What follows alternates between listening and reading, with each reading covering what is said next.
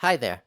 A lot of you have asked me about making videos about the geography of the tea mountains in Yunnan.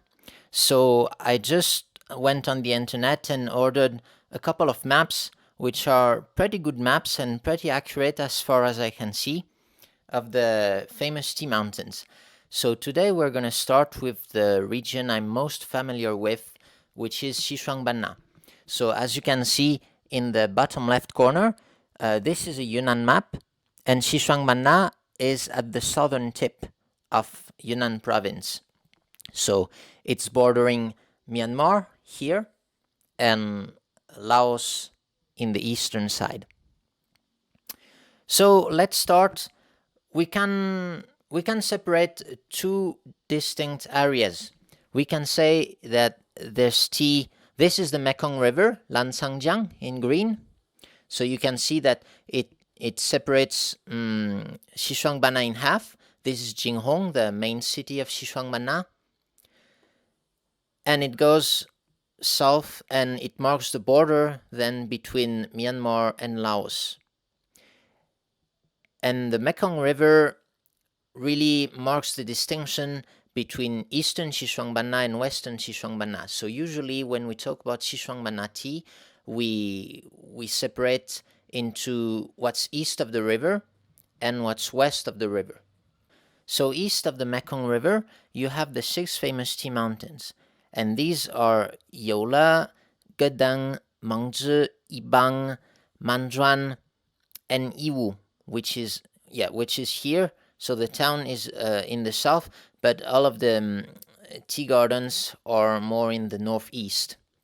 And in the west, you would have Mong Hai area. So which one should we pick first? I'm going to start with the east because I think it will be the quickest one. Quickest one because honestly, I'm not as knowledgeable about eastern Xishuangbanna as I am in about western Xishuangbanna. I remember I only went to Xiangming 10 years ago, so it's a small town, and from Xiangming you can access 4 of the famous tea mountains. You can access Gedeng, Mangzhi, Yibang, and Manzhuang.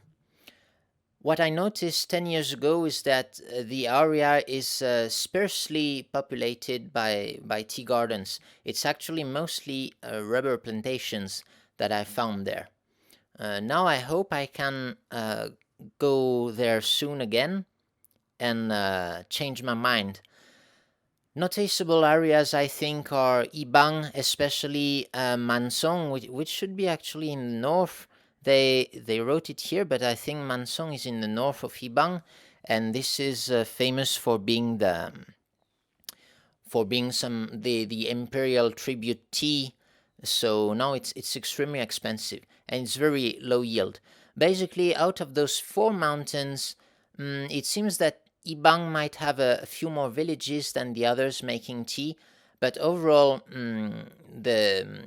you cannot expect getting a lot of tea from these 4 mountains. I think Yibang is the most distinctive, the most distinct tea mountain there because it has a pure small leaf varietal. So apparently it is a Camellia sinensis var sinensis, unlike what you find in most other areas, which would be Camellia sinensis var assamica. So closest to Jinghong, about maybe 1 hour away, you have Youle Shan, which is in the hills. It's populated by the Jinuo minority, which was part before, which belonged to the Dai, and maybe a few decades ago, I think they separated into a new ethnic minority. So it's quite a unique ethnic minority. Now, the tea, as far as I know, there are only 2 villages which produce a decent amount of good tea. Well, you have Sutu Laozhai, which is by the side of the main road that goes south, that goes to Laos. So it's a very accessible village. And you have a village called Longpa, which is further north in the hills around Youle Shan. I guess it would be around there. But honestly, I've never had a great experience with Youle tea. It's decent tea, but not much more, in my opinion. And this translates into the price. Like, it's not very expensive tea, despite the close proximity to Jinghong. So I guess for them, their best option is to develop tourism, really. Geographically, it seems that that Gedeng and Mangzhi and these are close, but actually not, because these are a lot of hills. And I know there's a small road through which you can ride a motorbike, but if you want to go by car, you have to go all the way around here, and it's quite a long journey actually. So, but let's not go to Xiangming, okay? We can take the road from Jinghong, go east. You will arrive in Monglun, which is a very beautiful town by the side of a small river, and you have one of the largest botanical gardens in China, actually, which is there. And then you're going to take the road to Mongxing, and then you turn left and you go up in the mountain and you arrive in Yiwu. Okay, so we are now zoomed in on the 6 famous tea mountains. So as I said, you have Xiangming area with 4 of the famous mountains. Then more in the west, you have Youle. But what's most interesting, by far the highest in terms of production, the largest mountain will be Yiwu. So Yiwu town is in the south, and all between Yiwu and Manla, you have a lot of tea gardens on the eastern side. The picture is a little bit misleading though, because you can see a lot of names, and actually there aren't that many tea gardens.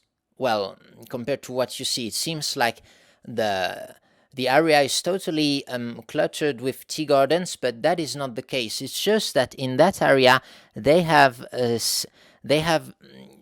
detailed the terroirs, the growing areas very precisely, you could say. So it's not like in Jingmai, where you would have a lot of tea gardens, but only one name that would be well known, that would be Jingmai. Here in Yiwu, you have a lot of small plots which are actually scattered across the mountains. So if you look at a landscape there, you won't necessarily tea gardens. What you're going to see is mainly very wild forests. As far as I know, the only the main production place of Yiwu would be that area where you have Gaoshan, Manchu, Mahei, Tachisu. Okay, this area has quite a lot of more conventional ancient tea gardens. So this one is, you could say, is as densely populated by tea gardens as Jingmai would be. And then when you go north, it's much wilder.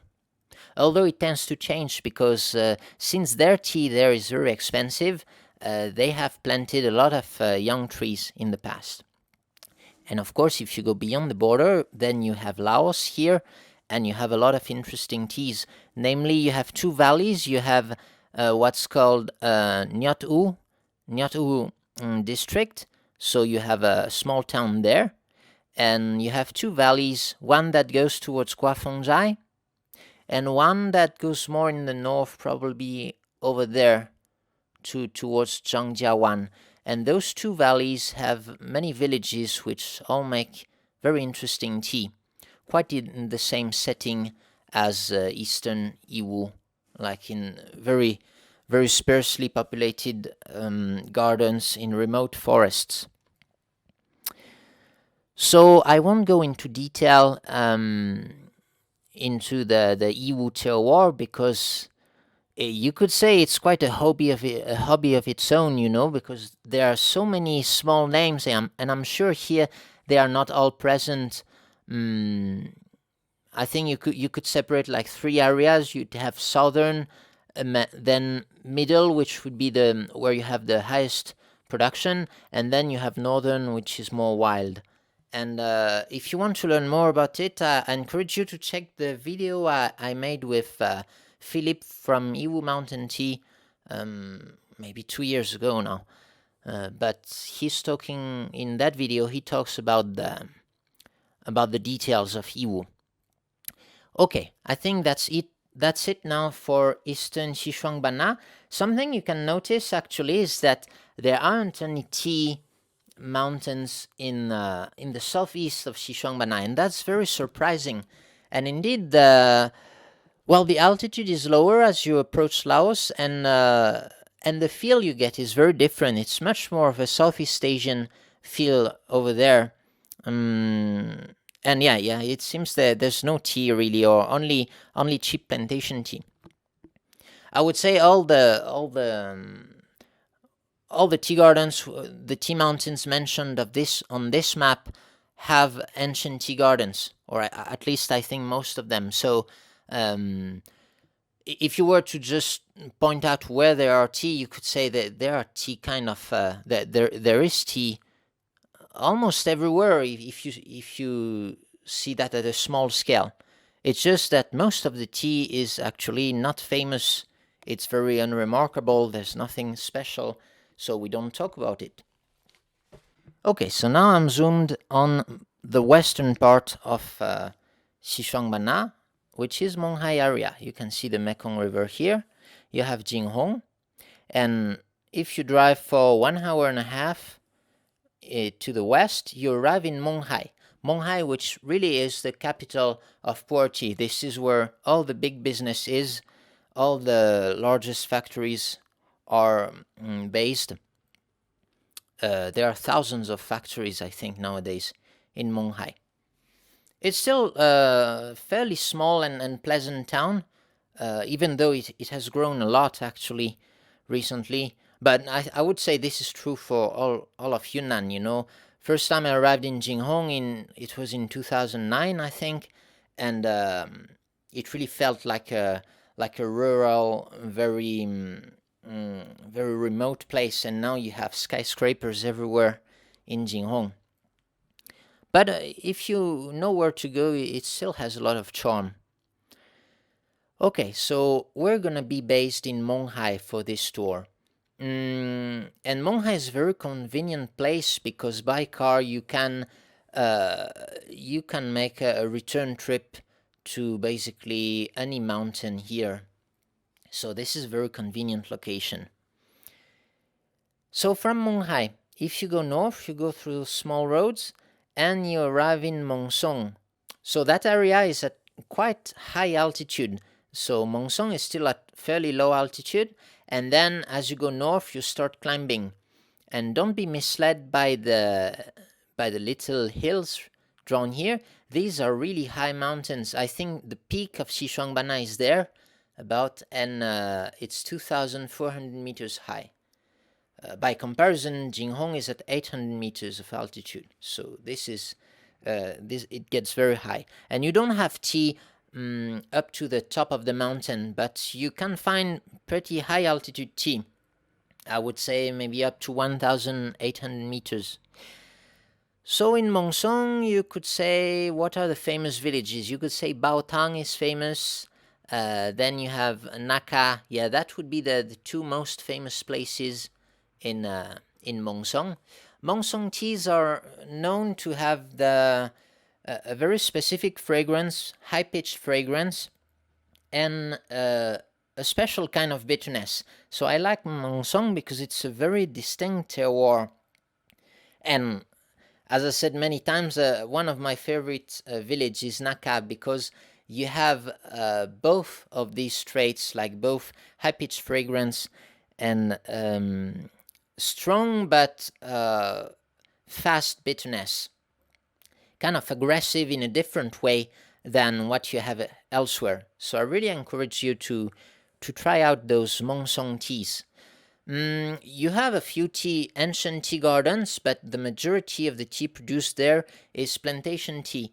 Now, in the recent years, they changed the agricultural techniques, and they tend to use less pesticides than before, and you actually get very, very good tea, all what they call shangtai, the ecological plantations. These are very good value, actually. So it's a hot spot for all the big factories from Mong Hai who go there to get some fragrance in their blend. Now close to Mong Hai, let's go back to Mong Hai, and you can arrive at Nannuo Shan. Nannuo Shan, which is a very tiny mountain. I think it's not as close as Nannuo as it is here. I would locate it more on this part. And here you have Banpo Lao Zai. So Banpo Lao Zai is the most famous tea village in Nannuo. You also have a great view. If you look there, you can see Jinghong. It's very beautiful. And you have lots of ancient tea gardens in Nannuo Shan. Nannuo Shan is also a staple of Mong Hai area.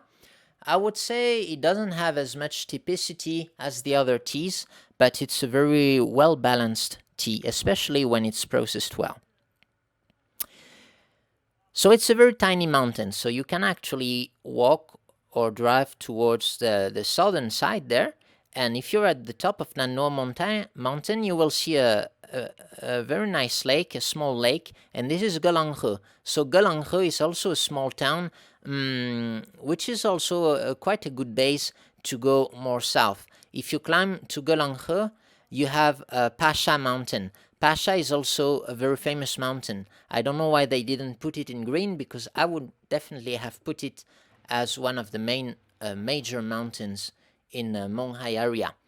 Pasha is very good because it has a taste that's actually fairly close to the Banzhang taste, which is very famous.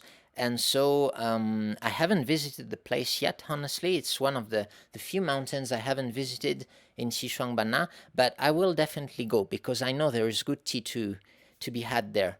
And there is that other village that's called Pajan, and I'm not sure. I've never been there, never heard of it. Maybe it's just one of the villages that's included in the Pasha area. Okay, but then I don't think you can continue on this road. I think there's no road there. So you have to go back to Mong Hai, actually.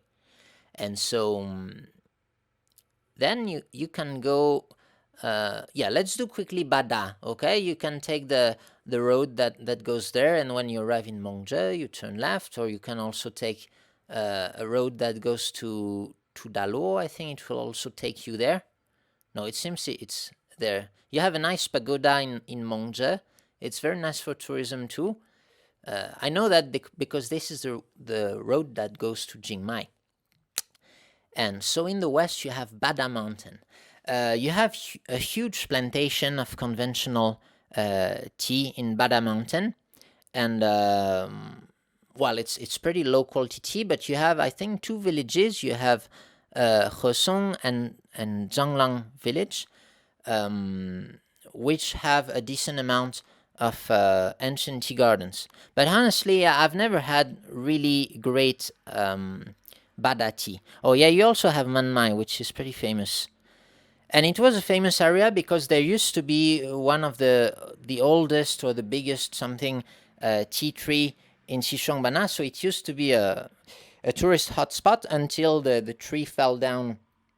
I think it was in 2012 or something. Well, anyway, it's a pretty tragic story. But the tea tree was dead actually for several years before falling.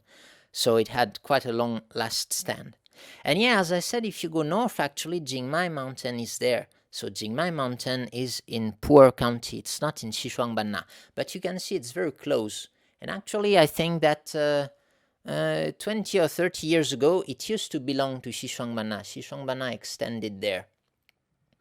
So yeah, that's our favorite mountain, of course. That's our base, Jingmai Mountain. But I want to talk now about the most interesting part of the terroirs in Xishuangbanna, and for me that would be the southern Mong Hai. Okay, so let's drive again from Mong Hai. You go there, then, but I think you also have a direct road actually here, and you arrive in Monghun. So Monghun is a large, it's a large plain. You have lots of rice fields. It's really huge and very beautiful, and you have amazing barbecue. You have lots of farmers around with great products. If you want to have the best meat, the best chicken, the best pork and thing, I highly recommend that you visit Monghun and have some barbecues there because it's absolutely great. Now, if you take that small road, there's a small and windy road that goes up in the mountain, so it's all mountains there. you take the windy road there. The road is pretty bad.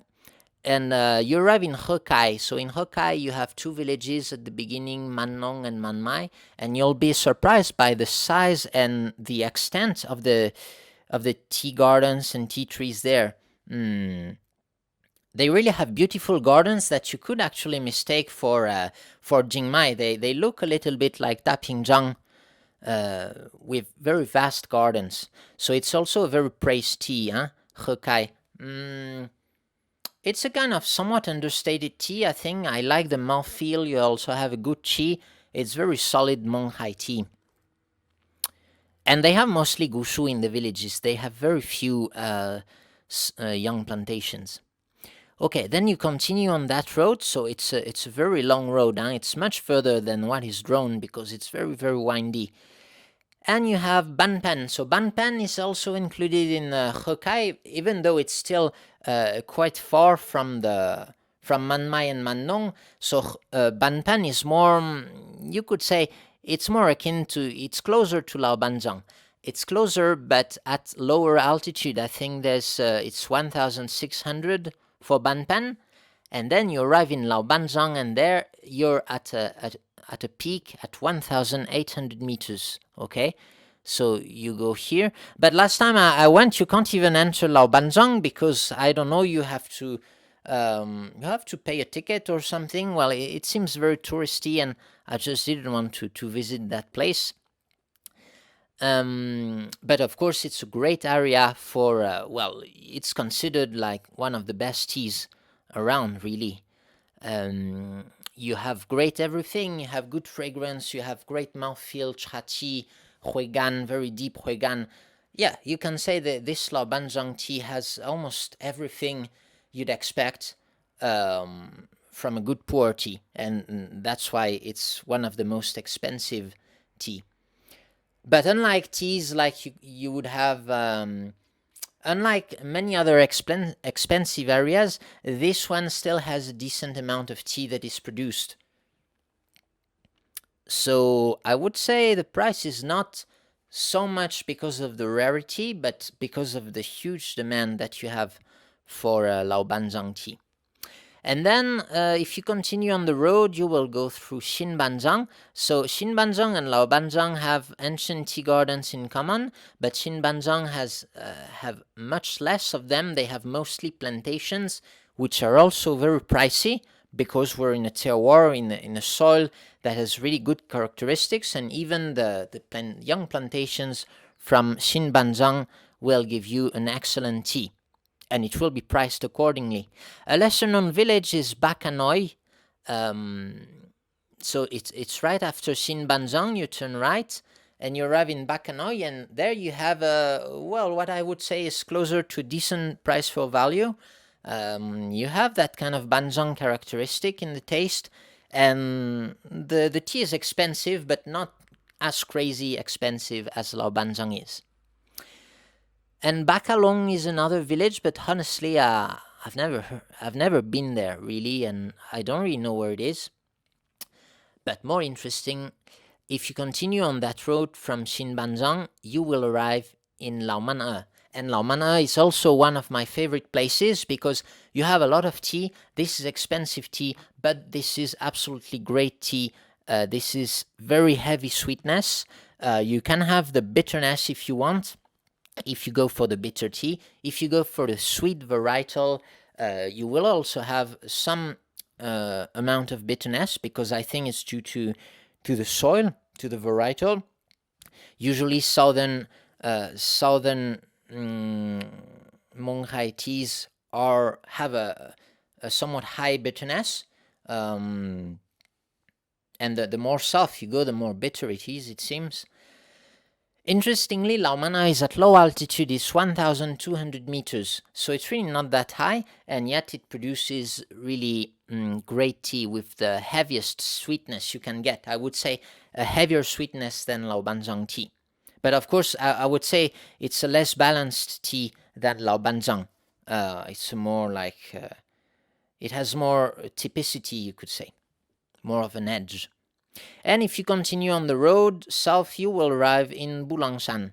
So Bulang Shan is a small town, and you have lots and lots of villages actually in Bulang Shan.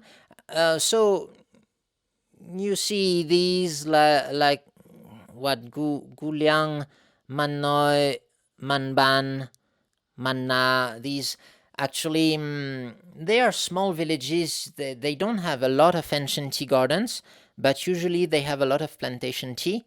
One very notable area is Zhangjia area. You have 3 villages at the border with Burma.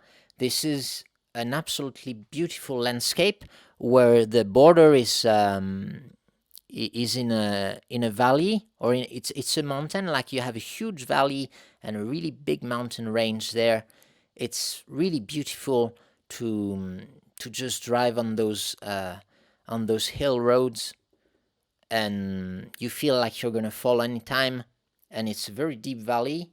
But if you fall, I guess you will fall in the tea gardens, because you have tea gardens on all the slopes there. So you have a huge amount of tea that's produced there. I would say overall the 2 largest producing areas in Mong Hai would be Mengsong and Bulang Shan. That's where you have really the bulk of the of Mong Hai tea. And the big factories will use these teas and they will blend them. And you could say that the classical Mong Hai taste is a blend of Mengsong and Bulang Shan.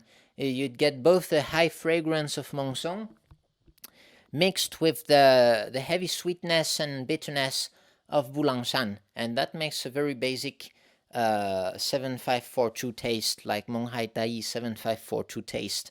And then, of course, you could add some Nannuo as a filler. You will have some Bada.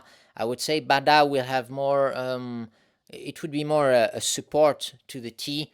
It doesn't have that much typicity, but it can be a good base, actually. You have lots of cheap tea in Bada.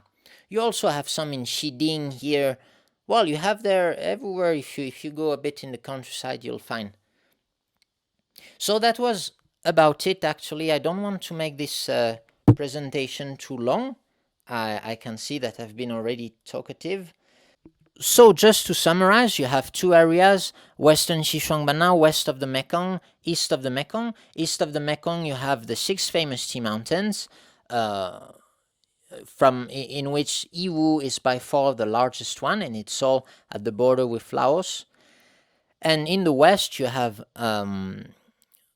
also famous tea mountains, like they also say the 6 famous tea mountains, actually, which are, well, they include like Jingmai, Bada, Bulang Shan, Hekai, Nannuo Shan, Mengsong. And it's interesting, you see they include Jingmai, even though it's politically it's not in Xishuangbanna, but in our heart you can say we belong to Xishuangbanna. And so yeah, there's quite a distinct difference between the west and east, but it's not as simple as that, really, because in each area you have very distinctive tastes. Like Yibang will be very different from eastern Yiwu, like from Guafengzai, and here, yeah, like Mengsong will be very different from Bulang Shan. So I hope this guide helped you a little bit. And next time I still have 2 other maps. I have Pu-erh and Linsang. I am generally less familiar with these areas, but I'll try to do my best. So see you later. Bye bye.